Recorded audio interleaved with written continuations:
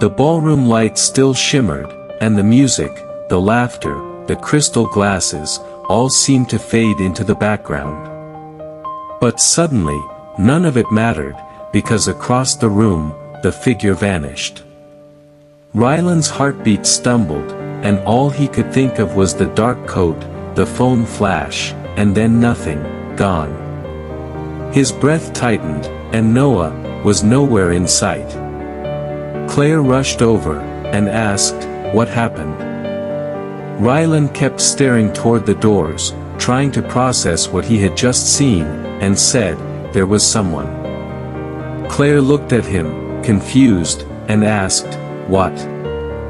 Rylan's voice was barely above a whisper, "They were watching me." Claire looked alarmed, and before she could answer, security radios crackled nearby, and suddenly, Noah appeared, fast, focused, with rain clinging to his dark suit, and his jaw looked tense, too tense.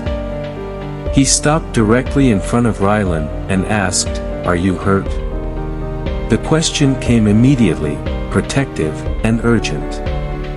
Rylan blinked, and said, "No." Noah scanned him anyway, like confirming it himself, and then he exhaled, barely. Claire crossed her arms, and asked, "Well?" Noah looked toward security, and said, "He got away." Rylan frowned, and asked, "You chased him?" Noah replied, "Yes," and something about that answer unsettled him, not because Noah chased danger, but because he sounded angry. The gala ended early. Security surrounded them immediately, and there were no arguments, no delays. Outside, the city was a different story. Rain hammered city streets, and black umbrellas moved around them, a somber backdrop. And Noah stayed close, very close. Rylan noticed his hand near his earpiece, his eyes constantly moving, watching, searching, for something, or someone. The ride back felt heavier than usual, the tension palpable, and nobody joked, nobody relaxed. Then, the silence was finally broken. Rylan spoke up, "You saw him clearly?" Noah stayed looking outside, his gaze fixed on something, and replied, "Not clearly enough." But Rylan pressed on, but enough to run after him. Noah finally answered, his voice low, "He wasn't there by accident." Claire sighed, a sense of resignation, and said, "This is escalating." Rylan looked down, his eyes avoiding the truth, and he hated that word, escalating, because suddenly, the reality of their situation hit him. The threats felt real, and real danger felt colder than imagination. Back at the hotel, security tightened immediately, and extra guards were posted, with restricted access, and no exceptions. Rylan dropped onto the sofa, and said, "This is prison." "This is temporary," Noah said, but Rylan was unconvinced, and replied, "That's what prison says too." Claire ignored him, and instead, said, "You're staying inside." Rylan protested, "I have schedules," but Claire countered, "You have stalkers." The room fell quiet, and Rylan hated how serious everyone looked, especially Noah, because he still hadn't relaxed, not once. Claire eventually left to coordinate with the police, and finally, silence, just Noah, and Rylan, with the sound of rain tapping against the glass. Then, Rylan asked softly, "You scared?" Noah looked toward him, and said, "Yes." The honesty startled him, and Rylan replied, "You admitted that fast." "I don't lie about risk," Noah said, and Rylan stared, and suddenly, the room felt smaller, because Noah wasn't pretending anymore. The next morning, Rylan exploded. "I'm not canceling," he said, and Noah remained calm, responding, "You are." "It's an interview," Rylan countered, but Noah was firm, saying, "It's unsafe." You say everything is unsafe, Rylan argued, and Noah shot back, and you ignore everything. Rylan stood, feeling frustrated and restless. You don't get it, he said, and Noah looked at him, asking, then explain. The answer came sharper than expected, this life already belongs to strangers. There was silence. Rylan's voice lowered, and he said, they watch me, judge me, own pieces of me. He looked away. And now I can't even breathe alone, he added. For once, Noah said nothing. Then, quietly, he spoke up, this isn't about control. Rylan laughed bitterly, asking, really? Noah's eyes stayed steady, and he said, it's about keeping you alive. And suddenly, Rylan felt guilty, because Noah looked exhausted, and strangely sincere. Hours later, the tension softened, barely. Rain still covered the city, and somehow, they ended up sharing coffee again. Rylan sat near the window, and then asked, you always win arguments? Noah leaned against the counter, and replied, no, you act like you do, Rylan said. I act prepared, Noah responded, and that answer made him smile. Then, something slipped out, you were angry last night.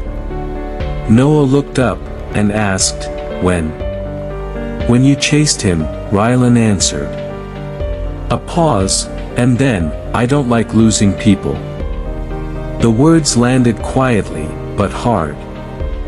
Rylan looked at him, and something changed, because that sentence didn't sound professional, it sounded personal. Rain blurred the skyline, and for the first time, Noah spoke without walls. Years ago, he began, his voice staying calm, I made a mistake. Rylan listened carefully, as Noah continued, there was someone under my protection. His expression darkened, I thought the threat wasn't immediate. Silence, and then, I was wrong. The room became very still. Rylan swallowed, and asked, what happened? Noah looked away, and said, they got hurt.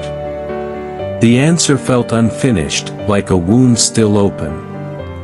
And suddenly, Rylan understood something, Noah wasn't cold, he was careful, because guilt had trained him to be. And unexpectedly, that realization hurt.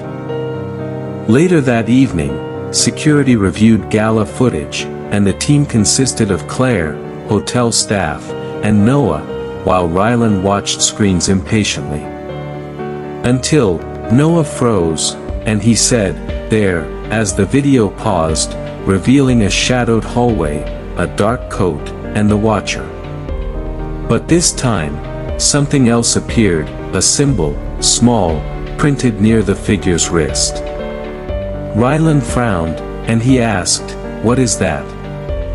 Noah stared harder, and his expression changed instantly, and for the first time, fear crossed his face.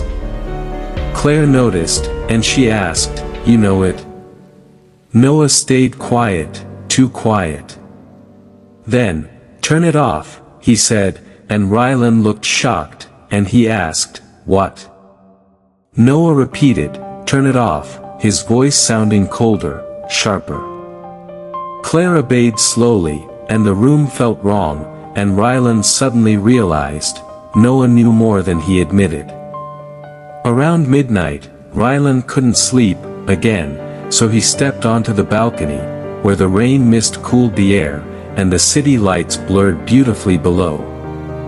Then, movement, across the street, on a rooftop, caught his eye, and his heart stopped, because, someone stood there, watching, a dark silhouette, still, with a phone raised. Rylan froze, then shouted, Noah, the figure disappeared, and within seconds, Noah burst outside, asking, what happened? Rylan pointed, and he said, there, but the rooftop stood empty. Noah looked furious, not at him, but at himself. Then, something caught his eye, a small, rain-soaked envelope near the balcony floor. Noah grabbed it immediately, and inside, one photo, of Rylan's face, taken tonight, and beneath it, 3 handwritten words, "You can't hide." Rylan's breathing slowed, as a cold feeling spread through him, because suddenly, this wasn't stalking, this was hunting.